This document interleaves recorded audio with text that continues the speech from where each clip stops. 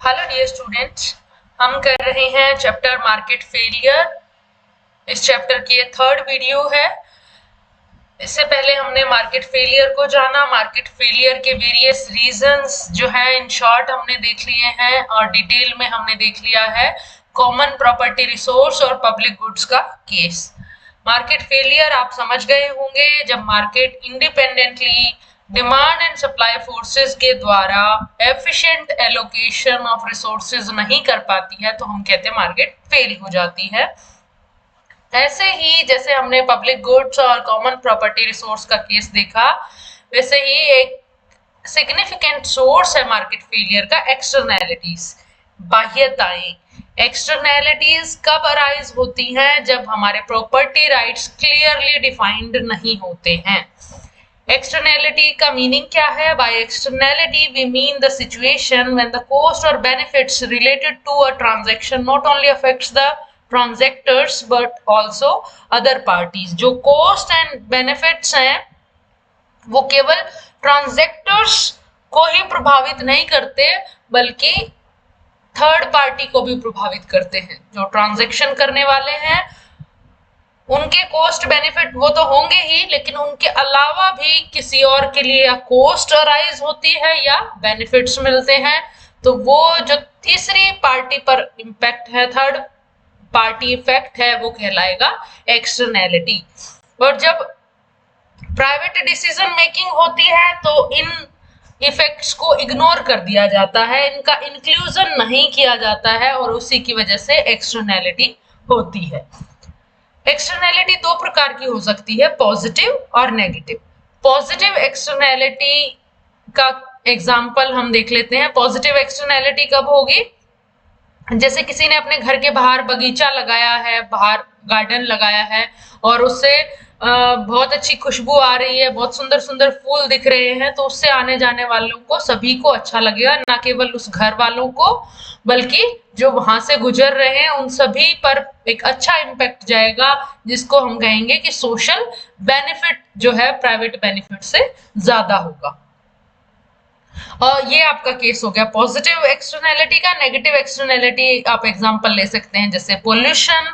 Pollution जब होता है तो उसकी वजह से सभी को पता है पोल्यूशन के क्या क्या नुकसान है और उससे लोगों की हेल्थ कंडीशन खराब होती है और उसकी वजह से उनको कॉस्ट बियर करनी पड़ती है।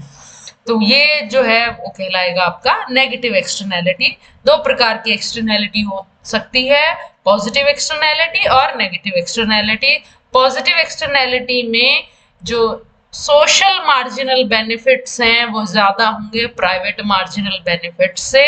नेगेटिव एक्सटर्नैलिटीज में सोशल मार्जिनल कॉस्ट ज्यादा होगी प्राइवेट मार्जिनल कॉस्ट से।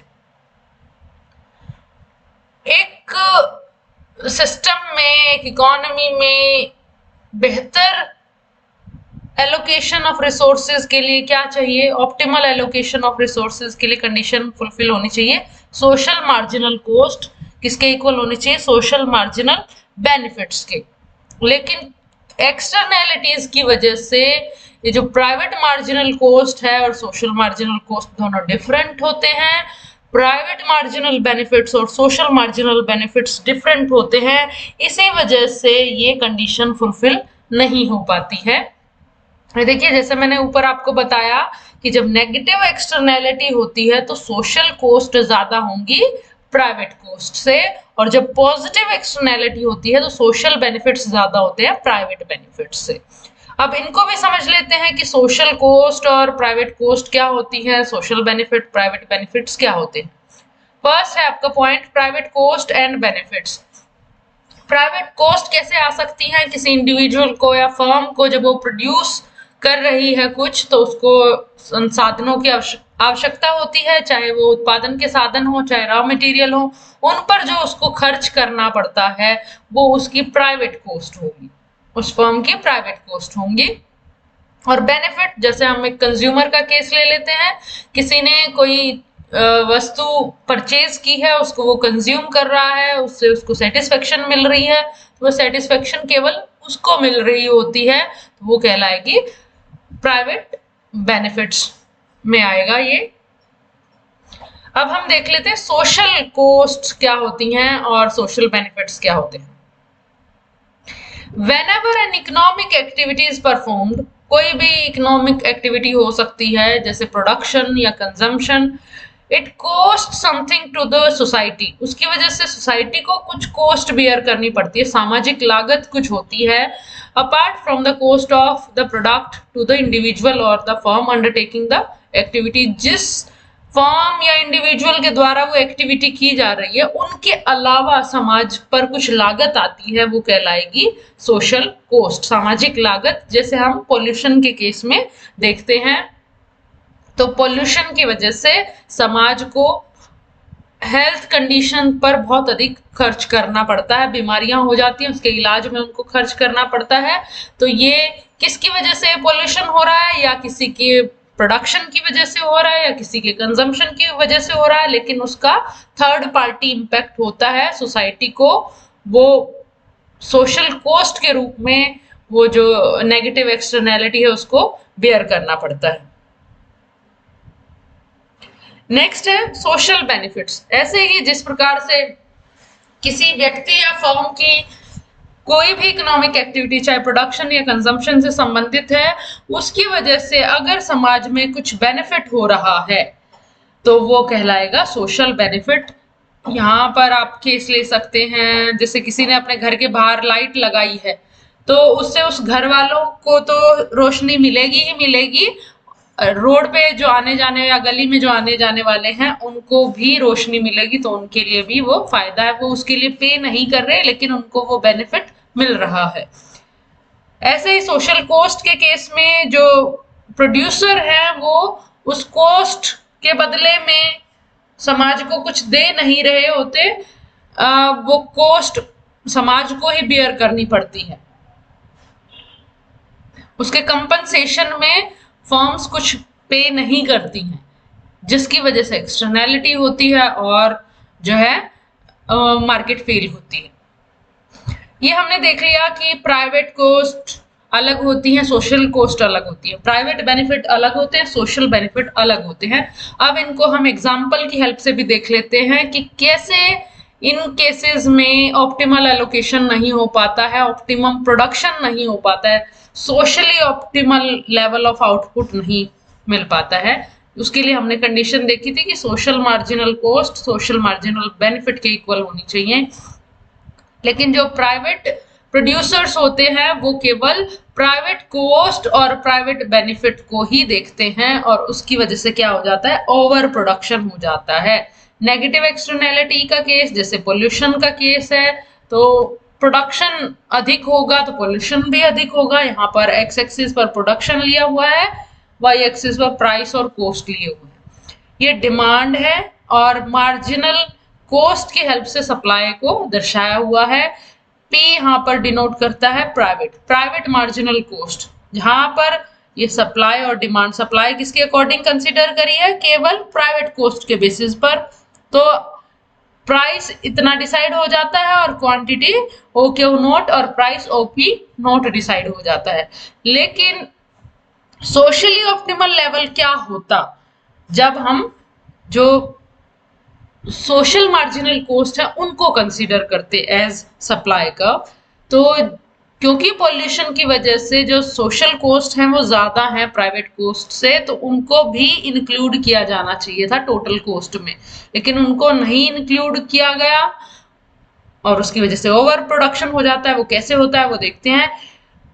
एक्चुअल में जो हम socially optimal level of output को अगर जानना चाहते तो आउटपुट कितना होता, ये जो सोशल मार्जिनल कॉस्ट है इसके अकॉर्डिंग।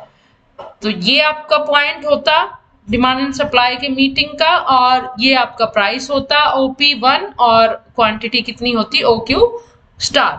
लेकिन एक्चुअल में जो प्राइवेट फर्म है वो अपने जो डिसीजन ले रही है वो प्राइवेट मार्जिनल कॉस्ट और प्राइवेट मार्जिनल बेनिफिट्स के आधार पर ले रही है। यहाँ पर डिमांड है और ये आपकी सप्लाई है, तो ये क्वांटिटी और ये प्राइस डिसाइड हो जाता है, और इसकी वजह से क्या हो रहा है, ओवर प्रोडक्शन हो रहा है। सोशली ऑप्टिमल लेवल हमारा OQ स्टार था, लेकिन एक्चुअल में कितना हो रहा है OQ नोट। तो ये पोर्शन आपका ओवर प्रोडक्शन को दिखा रहा है। किस केस में? जब नेगेटिव एक्सटर्नैलिटी है। नेगेटिव एक्सटर्नैलिटी कब होती है? जब सोशल कोस्ट ज्यादा होती है प्राइवेट कोस्ट से। और पॉजिटिव एक्सटर्नैलिटी का केस देख लेते हैं। पॉजिटिव एक्सटर्नैलिटी के केस में क्या होता है? अंडर प्रोडक्शन होता है। जो हमारा socially desirable level of output है उससे कम प्रोडक्शन होता है। यहाँ पर आप एग्जांपल देखिए, एक सेब का बगीचा है और उसी के साथ एक हनी बी फार्मर भी है। जो सेब के बगीचे का मालिक है वो अपने बेनिफिट्स और कॉस्ट के आधार पर आउटपुट का डिसीजन लेता है। वो जो हनी बी फार्मर को फायदा मिल रहा है उसके सेब के बगीचे से, उसको कंसीडर नहीं करता है। जो हनी बी फार्मर को फायदा मिल रहा है वो क्या है? सोशल बेनिफिट्स हैं। किसकी वजह से? ये एप्पल का जिसने बगीचा लगाया है उसकी वजह से। जो मधुमक्खियां हैं वो किस पर जाती हैं? सेब के जो फूल हैं उनसे रस लेती हैं और उनका जो हनी है, शहद है, वो और भी बेहतर क्वालिटी का बन जाता है। तो उसकी वजह से हनी बी फार्मर को अच्छा प्राइस मिलता है, उसको लाभ होता है। लेकिन अपने निर्णय उत्पादन कितना करना है उसके निर्णय में बगीचे का मालिक, सेब के बगीचे का मालिक इन जो बेनिफिट्स हैं, ये जो हनी बी फार्मर को मिल रहे हैं, उनको ध्यान नहीं रखता है। और उनको ध्यान ना रखने की वजह से वो क्या करता है? अंडर प्रोडक्शन करता है। ये देखिए ऐसे ही क्वांटिटी एक्स एक्सिस पर ली हुई है, प्राइस वाई एक्सिस पर। यहाँ पर देखिए प्राइवेट बेनिफिट्स और सोशल बेनिफिट्स में अंतर होता है। सोशल बेनिफिट्स ज्यादा होते हैं। तो उसने जो निर्णय लिया सेब के बगीचे के मालिक ने, वो प्राइवेट मार्जिनल बेनिफिट्स और मार्जिनल कॉस्ट के आधार पर लिया। तो वो प्राइस आप देख सकते हैं कि ओपी नोट और ओक्यू नोट क्वांटिटी डिसाइड हो जाती है। लेकिन सोशली ऑप्टिमल लेवल क्या होता? जब इन सोशल बेनिफिट्स को भी कंसीडर किया जाता। तो आउटपुट कितना होना चाहिए था? OQ स्टार आउटपुट होना चाहिए था, लेकिन वो नहीं हो रहा है। एक्चुअल में कितना हो रहा है? OQ note. तो ये क्या है? अंडर प्रोडक्शन है। जब मार्केट अपने आप काम कर रही है तो वो या तो ओवर प्रोडक्शन हो जाता है या अंडर प्रोडक्शन हो जाता है। जो सोशली रिक्वायर्ड है लेवल ऑफ आउटपुट वो प्राप्त नहीं हो पाता है। तो इस प्रॉब्लम को दूर करने के लिए गवर्नमेंट को इंटरफेयर करना पड़ता है। जब पॉजिटिव एक्सटर्नैलिटी का केस है तो उसको और अधिक उत्पादन करने के लिए एनकरेज करना होगा, और जब नेगेटिव एक्सटर्नैलिटी का केस है तो उसको उत्पादन को कम करने के लिए डिफरेंट तरीके अपनाने होंगे। तो यहाँ पर हमने देख लिया कि मार्केट अपने आप एलोकेशन नहीं कर पाती है, एक्यूरेट जो socially desirable level of output है वो प्राप्त नहीं हो पाता है। तो उसको दूर करने के लिए सरकार को इंटरवीन करना पड़ेगा।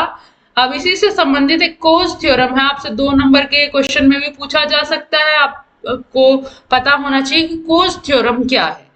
रोनाल्ड कोज जो ब्रिटिश इकोनॉमिस्ट थे, उन्होंने ये थ्योरम दी और ये बताया जब प्रॉपर्टी राइट्स डिफाइन होंगे और अगर दोनों में सौदेबाजी होती है, बार्गेनिंग होती है, तो क्या हो सकता है? जो इनएफिशिएंसी है उसको दूर किया जा सकता है। कब? जब प्रॉपर्टी राइट्स डिफाइन हो और दोनों आपस में बार्गेनिंग कर लें, सौदेबाजी कर लें, तो ये जो इनएफिशिएंसी की प्रॉब्लम है उसको दूर किया जा सकता है। If the two sides to an externality, the one causing it, the one suffering from it, can bargain together, they will produce the efficient use of resources. अगर दोनों जो पार्टी हैं एक दूसरे से बार्गेनिंग कर सकते हैं, सौदेबाजी कर सकते हैं, तो वो क्या कर पाएंगे? एफिशिएंट यूज कर पाएंगे रिसोर्सेज का। ये है कोज थ्योरम। अब उन्होंने एक एग्जांपल लिया है कि एक रूम है जहां 2 स्टूडेंट रह रहे हैं, ए एंड बी, लेकिन जो रूम की एयर है उसमें किसी एक का कंट्रोल, एक का राइट नहीं है। ए जो स्टूडेंट है वो स्मोकिंग करता है, बी नहीं करता है। तो ए के स्मोकिंग करने की वजह से बी को क्या होता है? उसकी हेल्थ पर बैड इम्पैक्ट पड़ता है। तो बी बिना प्रॉपर्टी राइट्स के उसको रोक नहीं सकता। तो इसका सॉल्यूशन क्या हो सकता है कि या तो जो विक्टिम है या जो बेनिफिशियरी है, किसी एक को, दोनों में से किसी एक को प्रॉपर्टी राइट दे दिया जाए तब ये प्रॉब्लम दूर हो सकती है। हम दोनों का एग्जाम्पल ले लेते हैं कि जैसे स्टूडेंट ए है, उसको अगर ये राइट दे दिया जाता है तो तब क्या होगा कि स्टूडेंट ए को पे करेगा सिगरेट ना पीने के लिए। वो कब पे करेगा? उसको रोकने के लिए कि आप यहाँ पर रूम में जो है कंजम्पशन ना करें, स्मोकिंग ना करें, तो बी उसको कंपनसेशन में कुछ पे करेगा, क्योंकि राइट किसके पास है? ए के पास है, वो कर सकता है, लेकिन बी उसको कुछ पे करेगा। वो रेट कुछ भी हो सकता है, एग्जाम्पल दिया हुआ है, आप उसको मॉडिफाई कर सकते हैं, कितना भी अमाउंट वो डिसाइड करके एक दूसरे को पे कर सकते हैं। अगर ए को राइट है तो बी उसको पे करेगा, और अगर स्टूडेंट बी को ये राइट दे दिया जाता है तो स्टूडेंट ए पे करेगा बी को सिगरेट पीने के लिए। तो उसकी वजह से जो उसको नुकसान हो रहा है स्टूडेंट बी को, उसको वो कंपनसेट करेगा कुछ दे के, कुछ कोई जो अमाउंट जो भी उन्होंने डिसाइड की हुई है वो पे करके।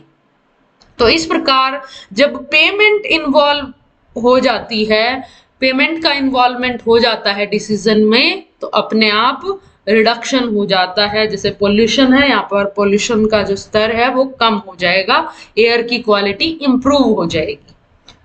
तो ये एक तरीका है, कोस्ट थ्योरम की हेल्प से हमने इसको समझा। लेकिन यहाँ पर इन्होंने क्या कहा कि कोई ट्रांजैक्शन कोस्ट नहीं है, मतलब सौदेबाजी जो वो कर रहे हैं, आप एक ही रूम में हैं, सौदेबाजी कर सकते हैं, तो कोई उनको समझौता या ये जो नेगोशिएशन है उसके करने के लिए कोई उनको लागत नहीं लगानी पड़ी। लेकिन जरूरी नहीं है कि दोनों पार्टीज एक दूसरे के पास हों और उनको कोई भी लागत ना लगानी पड़े एक दूसरे से कम्युनिकेट करने के लिए। कई बार ऐसे होता है कि जो पार्टीज होती हैं वो डिस्टेंस पर होती हैं और उनको एक दूसरे से कांटेक्ट करने के लिए कुछ खर्च करना पड़ता है, उसको कहते हैं ट्रांजैक्शन कोस्ट। ये आपके टेलीफोन फैक्स की भी जो कोस्ट है उसको भी बता हुआ है, और ट्रेवल की भी कोस्ट हो सकती है। जैसे एक फर्म है वो प्रोडक्शन कर रही है और अपना जो उसका जो वेस्ट मटेरियल है उसको नदी में बहा रही है, और उस नदी का पानी बहुत दूर जाके कोई यूज कर रहा है, उससे उसकी या तो खेती पर बुरा असर पड़ रहा है या वो फिशिंग कर रहा है उस पर बुरा असर पड़ रहा है, तो फिर उन दोनों को कांटेक्ट करना पड़ेगा, तो उसकी लागत आएगी। उस लागत को, उस ट्रांजैक्शन कोस्ट को उन दोनों पार्टीज को क्या करना पड़ेगा? कंसीडर करना पड़ेगा। और जब ये लागतें हो जाती हैं तो क्या होता है, जब जो पार्टी नेगोशिएट कर रही होती है, सौदेबाजी कर रही होती है, तो उससे सौदेबाजी से उसको कितना लाभ मिलने वाला है उसमें से वो ये लागतें भी पहले घटाएगा, तभी वो अपने नेट बेनिफिट निकाल सकता है। और वो सौदेबाजी कब पॉसिबल होगी? जब उसके फायदे अधिक होंगे, लागतें कम होंगी, कोस्ट बेनिफिट एनालिसिस हो जाएगा, बेनिफिट देखा जाएगा कि सौदेबाजी से कितना है और लागतें कितनी आ रही हैं। तो वो जो बार्गेनिंग है वो तभी हो पाएगी जब नेट बेनिफिट्स ज्यादा होंगे कोस्ट से।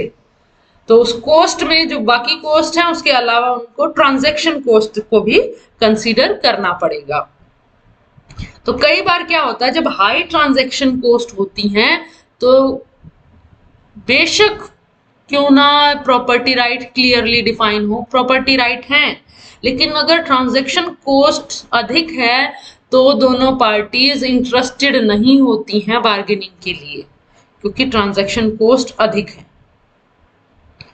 और इसी समस्या की वजह से क्या हो सकता है, गवर्नमेंट को इंटरवीन करना पड़ेगा, और गवर्नमेंट के पास डिफरेंट मेथड्स हो सकते हैं। उस जैसे हम पॉल्यूशन का केस ले रहे हैं, पॉल्यूशन को कंट्रोल करने के डिफरेंट मेथड्स हो सकते हैं, इंस्ट्रूमेंट्स आप कह सकते हैं, डिफरेंट इंस्ट्रूमेंट्स हो सकते हैं, और उन इंस्ट्रूमेंट्स की कुछ लिमिटेशंस हैं, कुछ बेनिफिट्स हैं, वो हम डिस्कस करेंगे।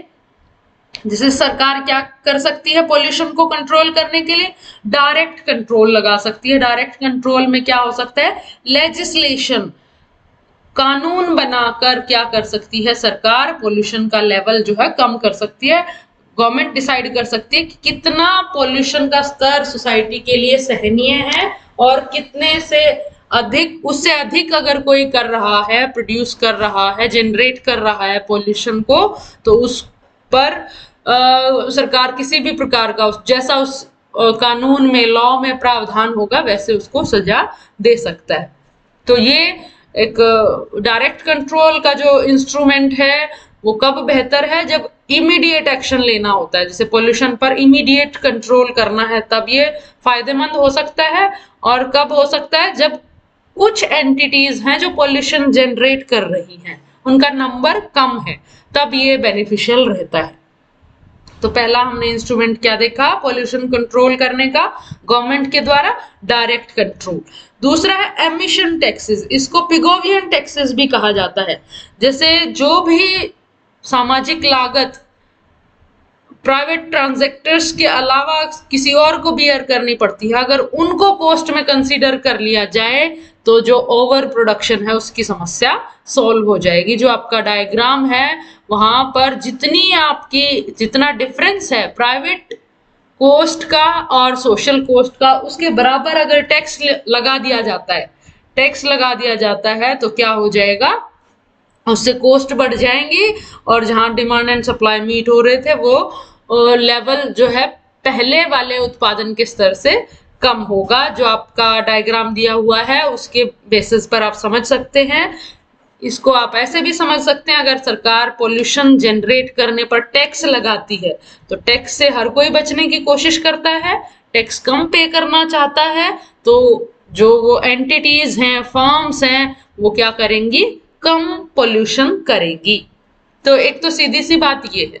इसका डायग्राम आपका जो मैंने बताया, जहां पर आपने प्राइवेट मार्जिनल कॉस्ट और सोशल मार्जिनल कॉस्ट दिखाई हुई थी नेगेटिव एक्सटर्नैलिटी के केस में, उस गैप के बराबर अगर टैक्स लगा दिया जाता है तो ये पोल्यूशन की जो प्रॉब्लम है वो सॉल्व हो सकती है।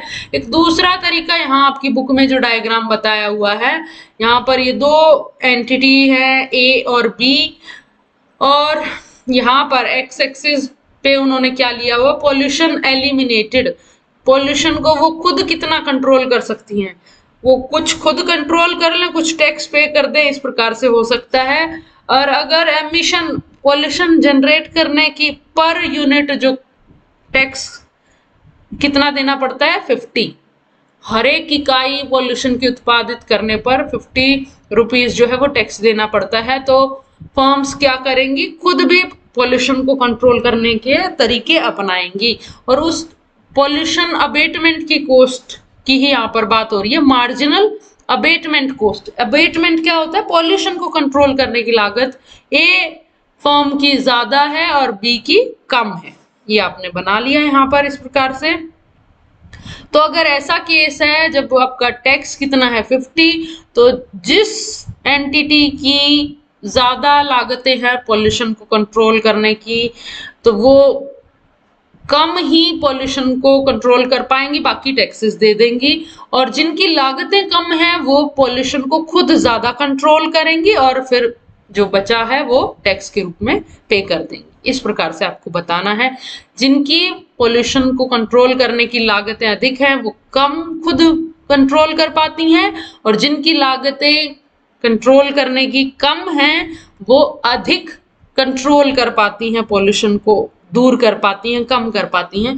फर्म्स अपने आप तरीके निकाल सकती हैं, जैसे आप एक फैक्ट्री है जो इस पॉल्यूटेंट्स जो पार्टिकल्स हैं, जैसे आप राख के छोटे छोटे कण देख सकते हैं, वो जनरेट कर रही है, तो उन्होंने कोई ऐसा फाउंटेन लगा दिया जिसकी वजह से वो जो राख के कण हैं वो नीचे बैठ जाएंगे। तो उस सिस्टम को डेवलप करने के वो जो उन्होंने फाउंटेन काइंड ऑफ लगाया है उसकी लागत क्या आएगी, इस तरीके से हम कह रहे हैं पोल्यूशन अबेटमेंट कॉस्ट की, जो पोल्यूशन को कंट्रोल करने की लागत है उनकी खुद की, वो कैसे मैनेज कर सकती हैं। तो वो ए एंटिटी की ज्यादा है, बी की कम है, तो ए कम कंट्रोल कर पाएगा, पोल्यूटेंट्स को एलिमिनेट कर पाएगा, कम कर पाएगा, और ये जो बी है वो खुद ज्यादा कर पाएगा और बाकी टैक्सेस के रूप में पे कर देगा।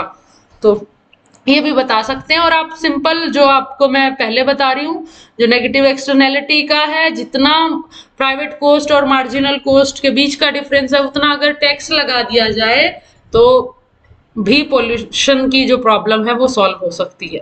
तो उसको हमने कहा एमिशन टैक्सेस। दूसरा हमारा इंस्ट्रूमेंट क्या था, एमिशन टैक्सेस। जो पोल्यूशन एमिट कर रही हैं फर्म्स, जनरेट कर रही है, उसके ऊपर उनको क्या पे करना पड़े, टैक्स पे करना पड़े। तीसरा इंस्ट्रूमेंट क्या हो सकता है, एमिशन परमिट्स। कि जो परमिशन जो है, परमिशन परमिट्स क्या कहेंगे हम, परमिशन कि फर्म्स जो या एंटिटीज जो भी हैं वो पोल्यूशन जनरेट करने की परमिशन ले लें, और उस परमिशन के बदले में उनको क्या करना पड़ेगा, सरकार को कुछ पे करना पड़ेगा, परमिट्स को खरीदना पड़ेगा।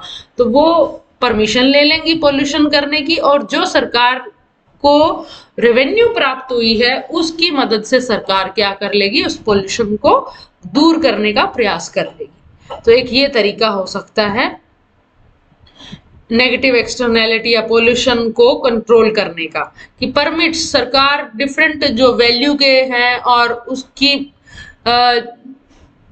परमिट जो है वो अलग अलग पोल्यूशन के लेवल के हो सकते हैं, कि आप कितनी यूनिट्स पोल्यूशन की जनरेट कर सकते हैं। अब आप कहेंगे पोल्यूशन की जनरेट करने के लिए परमिशन, बेटा जब प्रोडक्शन करना होता है तो पोल्यूशन भी होता है।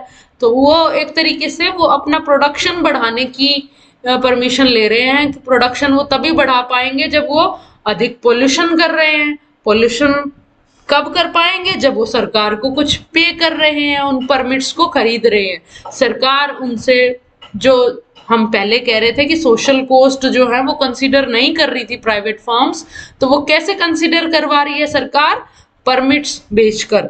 तो उससे सरकार की कुछ रेवेन्यू हो जाती है, और सरकार उस रेवेन्यू की मदद से पोल्यूशन का स्तर जो है वो कम कर लेगी, डिफरेंट तरीकों की हेल्प से, डिफरेंट इंस्ट्रूमेंट की हेल्प से उसको कम करने का सरकार प्रयास कर सकती है। तो इस तरीके से परमिट्स जो है वो सरकार जारी कर सकती है, और उसके वो परमिट्स खरीदने के लिए एंटिटीज को, सरकार को पे करना होता है।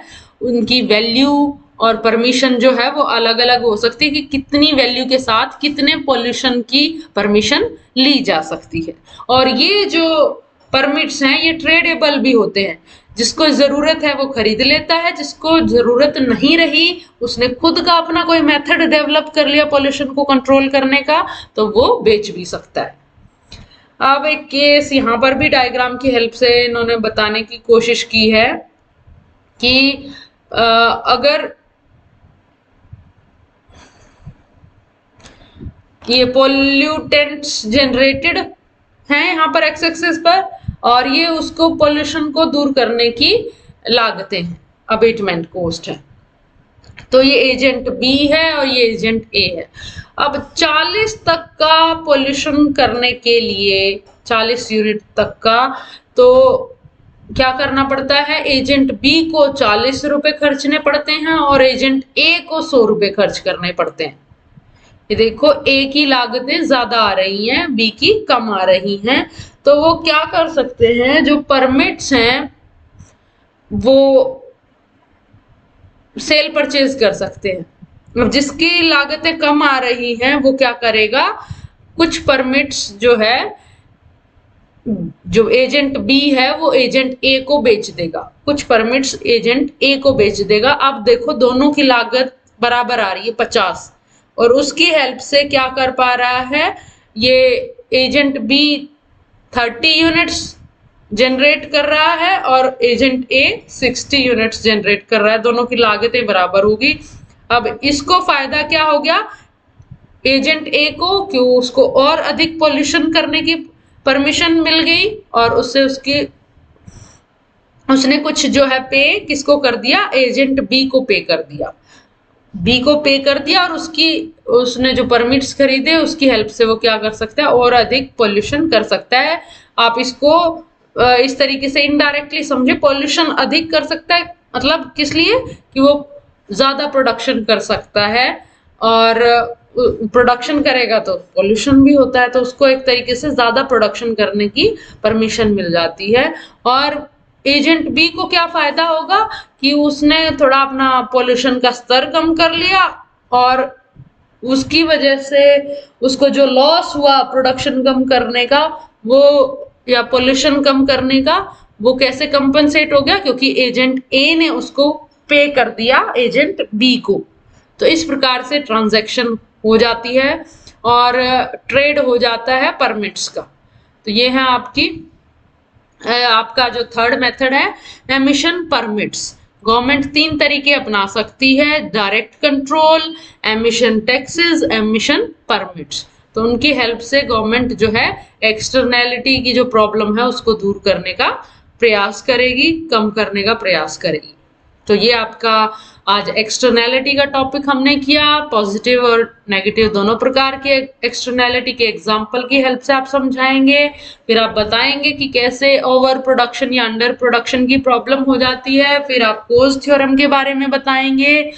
कोज थ्योरम कब सक्सेसफुल नहीं हो पाती है? जब ट्रांजैक्शन कॉस्ट अधिक होती है। जब ट्रांजैक्शन कॉस्ट अधिक होती हैं तो प्रॉपर्टी राइट्स डिफाइन होने के बावजूद भी लोग क्या है सौदेबाजी नहीं कर पाते हैं, तो सरकार को इंटरवीन करना पड़ता है। 3 उसके इंस्ट्रूमेंट हैं, उनकी मदद से उनको आप एक्सप्लेन कर देंगे। अभी के लिए थैंक यू सो मच।